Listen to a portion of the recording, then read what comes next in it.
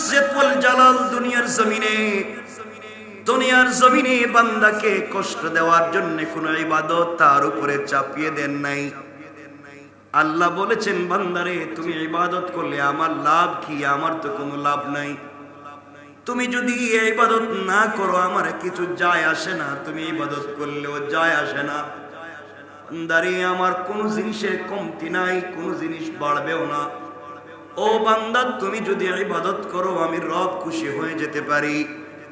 আর আমি খুশি হয়ে গেলে বান্দা তোমাকে কেউ দুনিয়ায়ও কষ্ট দিবে না, আখিরাতেও দিবে না।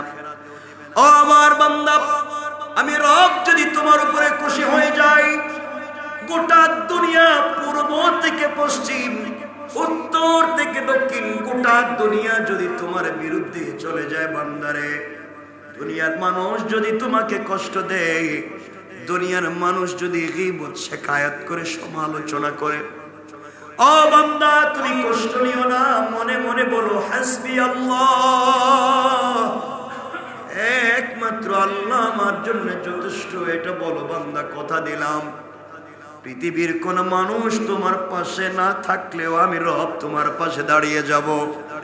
আর আমি আল্লাহ তাআলা আমার কুদরতের হাত দিয়া আমার বান্দাকে হেফাজত করে দুনিয়ায়ও কল্যাণ দিতে চাই, আখিরাতে বিনা হিসাবে জান্নাতের ফয়সালা করে দিলাম। আমার বন্ধুগণ, কথাগুলো দিল দিয়ে শুনবেন। এই জন্যে আল্লাহ রাব্বুল ইজ্জত ওয়াল জালাল বলছেন, যারা রোজা রাখবে তাদের দুইটা খুশি। যারা রোজাদার তাদের জন্য আল্লাহ রাসূল বলছেন দুইটা খুশি। যারা রোজা রাখবে তাদের এক নম্বর খুশি হলো ফারহাতুন ইনদা ফিতরিহি ওয়া ফারহাতুন ইনদা লিকাই রাব্বিহি। যারা রোজা রাখবে তাদের দুইটা খুশি। এক নম্বর হলো বান্দা যখন ইফতার সামনে নিয়ে বসে থাকে, দুনিয়ার নানান আইটেমের খাবার তার সামনে আছে, ঘরের মধ্যে খাবারের অভাব নাই, বান্দার রুচিরও কমতি নাই, খাবার সামনে নিয়ে বসে আছে, কিন্তু বান্দা মুখে খাবার দেয় না, শুধু অপেক্ষা করে আল্লাহ তাআলার হুকুমের। বান্দা মুখে খাবার দেয় না, শুধু চিন্তা করে, একটা কথাই চিন্তা করে, আল্লাহ তাআলা তো হুকুম করেন নাই, আমার রুচির অভাব নাই, ঘরে খাবারের কমতি নাই, কিন্তু আল্লাহ তাআলা বলেছেন এখনো সময় হয় নাই, বসে আছে। আল্লাহ রাব্বুল ইজ্জত ওয়াল জালাল বলছেন, কোন বান্দা ইফতার সামনে নিয়ে যখন বসে থাকে মুখে খাবার দেয় না, কোন পুলিশ তাকে বাধা দেয় নাই, কোন এসপিডিসি তাকে বাধা দেয় নাই, এরপরেও খায় না, শুধু আমাকে ভয় করে সময়ের অপেক্ষা করে। আল্লাহ রাব্বুল ইজ্জত ওয়াল জালাল ওই সময় কোটি কোটি আসমানের রহমতের ফেরেশতাদেরকে ডেকে বলেন, ফেরেশতারা দেখো রে,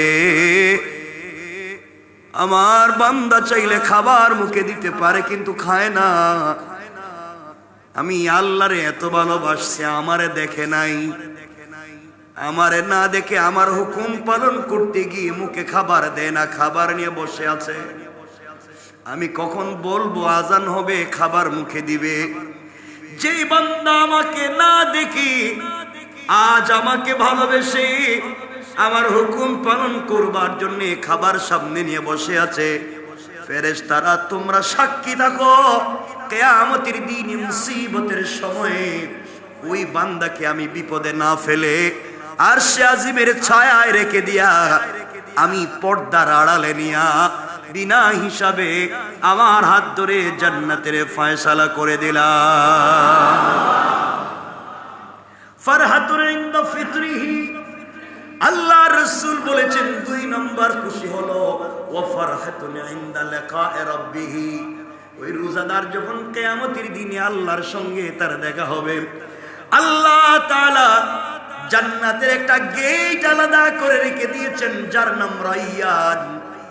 জান্নাতের একটা গেট আছে, একটা জান্নাতের আলাদা নাম আছে যার নাম রায়্যান। ওই জান্নাত দিয়া পৃথিবীর কোন বড় বড় আল্লাহওয়ালা বুজুর্গকেও আল্লাহ তাআলা যেতে দিবেন না, কিন্তু একজন রিকশাওয়ালা, একজন ভ্যানওয়ালা, একজন ঠেলাওয়ালা, একজন মুচি, একজন সুইপার, সেও যদি রোজা রাখতে পারে আল্লাহ তাআলা বলছেন আমি আল্লাহ তাকে হাত ধরাইয়া ওই রায়্যান নামক গেট দিয়া জান্নাতে প্রবেশ করাইয়া দেব। আল্লাহু আকবার। এই জন্য রোজাদার আল্লাহর কাছে অনেক দাম। আল্লাহর রাসূল সাল্লাল্লাহু আলাইহি ওয়াসাল্লাম বলেছেন রোজাদারের জন্য 5টা পুরস্কার। কয়টা? 5টা। আন আবি হুরায়রা রাদিয়াল্লাহু তাআলা আনহু আনিন নবী সাল্লাল্লাহু আলাইহি ওয়াসাল্লাম قال قال رسول الله صلى الله عليه وسلم أعطيت أمتي 5 خصال في رمضان لم تعطهن أمة قبلهم خلوف فم الصائم أطيب عند الله من ريح المسك।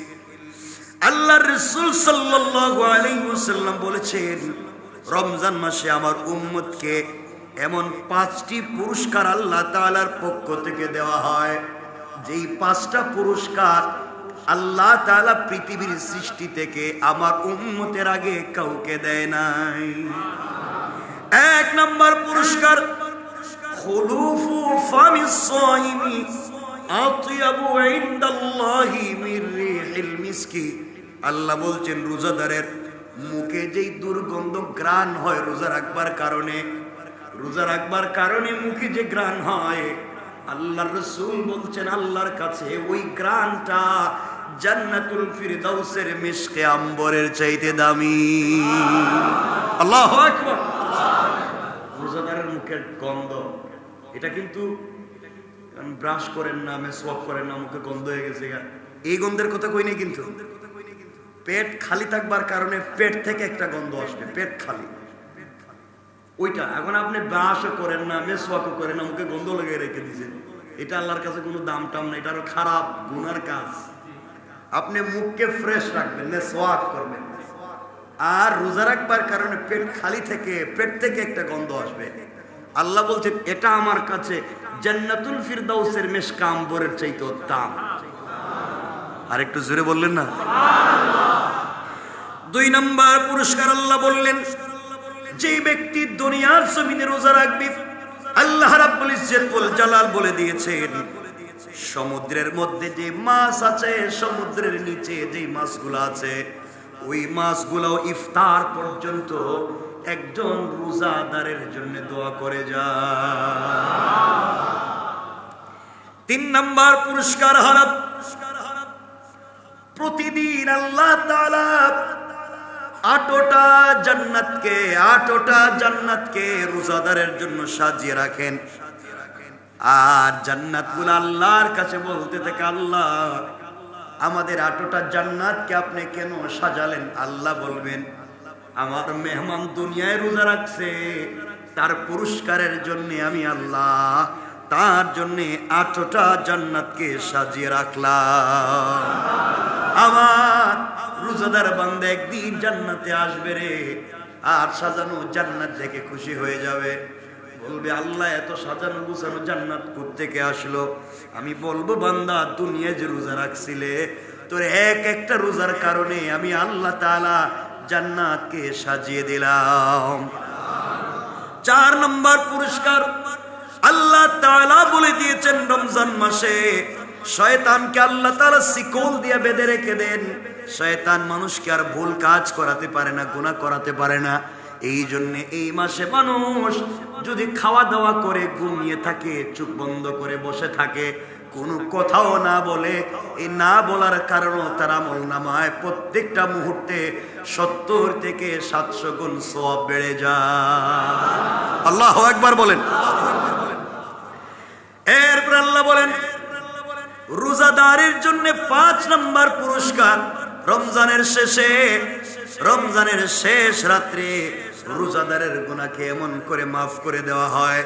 সাহাবায়ে কেরাম আরজ করছেন আল্লাহর রাসূল এই গুনাহ মাফ কি সবে কদরের রাত্রে হবে? আল্লাহর রাসূল বলছেন না রে, শ্রমিক যখন কাজ করে 1 মাস পূরণ হয়ে যায়, মালিক মাস পূরণ হয়ে গেলে পারিশ্রমিক দিয়া দেয়। লাইলাতুল কদর তো 21 তারিখ হতে পারে, 23 তারিখ হতে পারে, কিন্তু মালিক তো বলছেন রোজা রাখতে হবে 1 থেকে 30 অথবা 29 পুরা মাস। সুতরাং শুনো রে, পরিশ্রম যখন করে 1 মাস পূর্ণ করে রোজা রাখবে, ওই রমজানের শেষ রাত্রে ঈদের রাত যাকে বলে, পুরা রমজানে আল্লাহ তাআলা যতগুলা মানুষকে ক্ষমা করেছেন তার চাইতে কোটি কোটি গুণ মানুষকে আল্লাহ তাআলা ঈদের রাত্রে ক্ষমা করে দেয়। সুবহানাল্লাহ, একটু জোরে বলেন না। সুতরাং এই রমজানে আমরা কয়টা পুরস্কার পাবো? এখন এর জন্য রোজা রাখবো না রাখবো না? সবাই বলেন না ইনশাল্লাহ বলেন। সবগুলা মাঝে মাঝে রোজা রাখবেন, সবাইকে রাখতে বলবেন, স্ত্রীকেও রাখতে বলবেন নাকি? না একজন খাওয়া দাওয়া করবে?